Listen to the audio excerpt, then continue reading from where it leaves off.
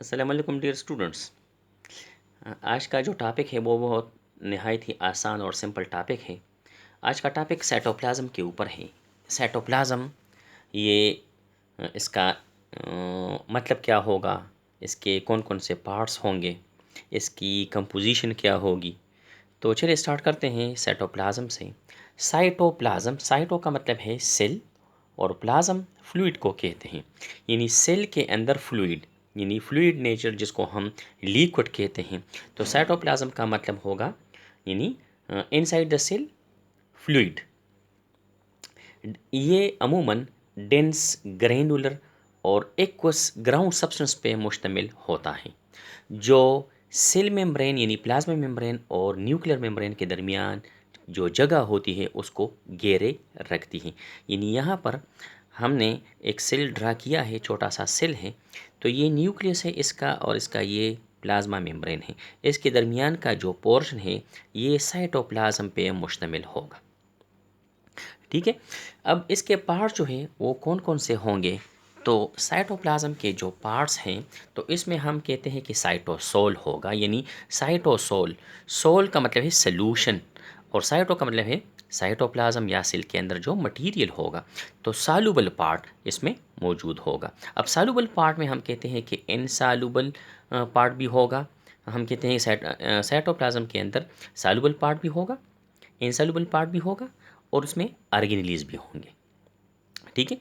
Insoluble part में हम कहते हैं कि साइड पार वेरियस स्टोरेज प्रोडक्ट, यानी इनसॉल्युबल पार्ट किस चीज़ पे मुश्तमिल होगा, तो हम कहते हैं कि इसमें प्रोटीन, स्टार्चेस, लिपिड, ये चीज़ें शामिल होंगी। तो इसको हम इनसॉल्युबल पार्ट कहते हैं या लार्जर पोर्शन हम इसको कह सकते हैं।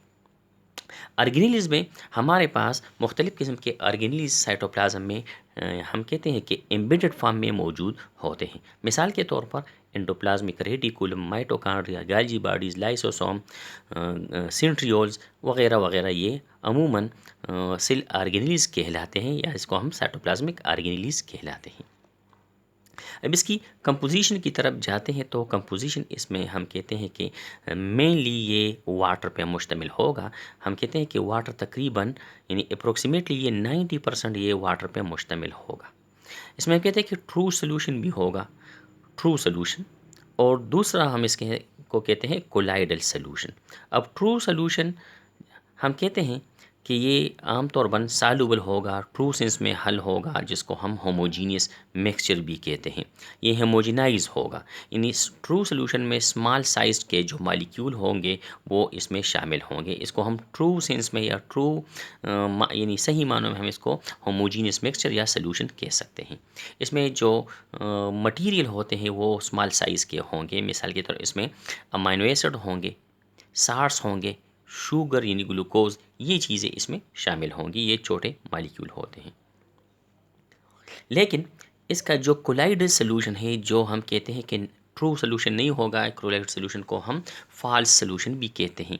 तो इसमें लार्ज साइज़ के जो मॉलिक्यूल है वो प्रेजेंट होंगे, यानी large size molecules are present.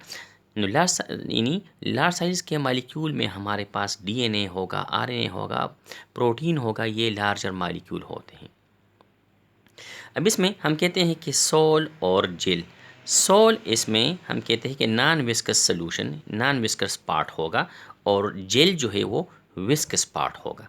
तो ये था साइटोप्लाज्म का कुछ ब्रीफ डिस्कशन। उम्मीद है ये लेक्चर आपको पसंद आया होगा। अब इसकी जो फंक्शंस है वो हम अगले लेक्चर में डिस्कस करेंगे। तब तक के लिए मुझे इजाज़त दीजिए। शुक्रिया।